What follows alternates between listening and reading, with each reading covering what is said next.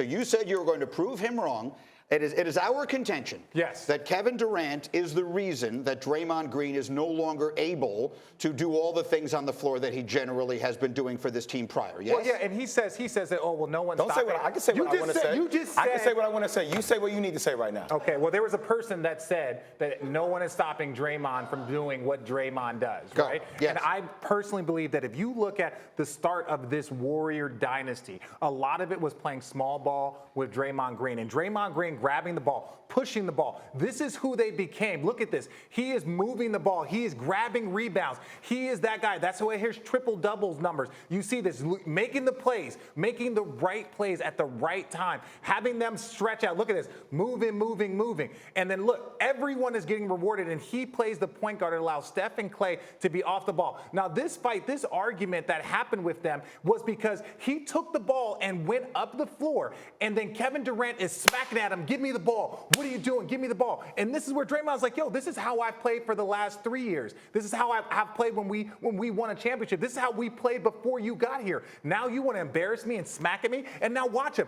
This is everyone saying that Draymond Green was the most impressive guy in this series. Draymond Green is a stud. Look at all the things that Draymond Green is doing. This is where the tension comes in. And we're not saying that there's not tension on every team. We're not saying that these guys don't like each other. But this is not us making this up. Draymond Green plays like a completely different person. Their team plays like a completely different team when he's not playing. Well, that play with Kevin Durant, that was towards the end of the game. And I'm sorry, I'd much rather have the ball in Kevin Durant's hand than Draymond Green trying to make a play at the end of a game. Oh really? Because in my opinion, that Warrior Who team. else's opinion would it be, No, RJ? I'm saying that Warrior team took down Kevin Durant like when they were up 3-1. So that's what I'm saying. Draymond Green's been making plays late game his entire career. So you can't just smack him and tell him to give him the ball like he's a rookie. But Kevin Durant was cooking that game.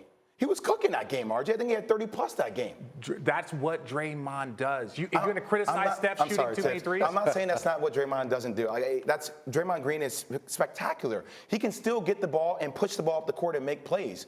Just not in the last minute. For us to sit up here and say that it's only one player that is saying that that's the reason why Draymond hasn't been playing well. Draymond even owned, hey, I think sometimes I get too caught up into the game. I get too emotional. I think this is a growth process for this entire team. I am not blaming it on Kevin Durant. I'm just showing how Draymond Green's game has to be adjusted. And then when you add someone getting really intense with you, that only makes an actual game adjustment. It adds emotion to that. Tibbs, jump in here. Yeah, no, with Draymond, you never want to take his emotion away. But that team, Draymond's always played that role. Even with Durant, think about the lineups they put on the floor. You got Steph Curry, you got Klay Thompson, you got Andre Iguodala, you got Durant, and you got Draymond. Draymond is the most unique player in the league. When he goes to the center position, he can defend any player in the league. They don't sacrifice defense or rebounding when he's at the 5.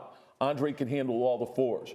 And then when you talk about his playmaking, it's impossible to guard when he's handling the ball and the floor is open. But they do that with Durant as well. So Draymond doesn't really change. He's always that's been his greatest strength. And then you also hear Steph saying, well, you saw the way we celebrated. You saw the way we celebrated after winning that second round series against Houston, because everyone is saying, oh, they couldn't do this without Kevin. And look, they understand that this is an opportunity for them to prove. Don't forget about Klay Thompson. Oh, I mean, if Klay had any ego, this whole thing would crumble. Player. Completely. Think about what he's doing. He's guarding Lillard.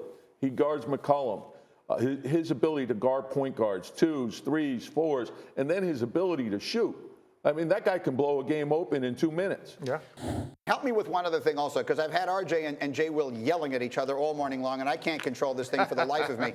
How much, in your eyes, how much of what we are seeing from Draymond in this series, where he is again commanding the ball, running the offense, facilitating it through him, and playing the style of ball that made him into an all-star, how much of that do you think is attributable to the fact that Kevin Durant is not on the floor? Well, first off, reflection starts with being your best version. And if you look at Draymond Green this entire season, he didn't play like an all-star. He wasn't the guy that was the best defender in the league. He did gain 30 pounds. He was not healthy the entire year. Now, all of a sudden, as the playoffs have approached, he's gotten himself in better shape. He's gotten more opportunities with KD off the floor. I think he sacrificed the most.